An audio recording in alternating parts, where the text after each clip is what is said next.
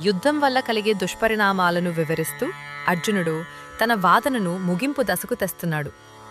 కులధర్మాలు, వంశాచారాలు నశించిన మనుషులకు ఎటువంటి శిక్ష పడుతుందో తాను గురువుల ద్వారా విన్నానని కృష్ణుడికి వివరిస్తున్న సందర్భం ఇది. ఉత్సన్నకులధర్మాణం మనుష్యాణం జనార్దన నరకే నియతం వాసో భవతీత్యనుశుశ్రుమా. ఓ జనార్దన, వంశాచారాలను నాశనం చేసుకున్న మనుషులు నిరంతరం నరకంలోనే నివసిస్తారని నేను గురుపరంపర ద్వారా విన్నాను. వంశాచారాలను వదిలేసేవారు శాశ్వతంగా నరకవాసం చేయక తప్పదని అర్జునుడి ఆవేదన.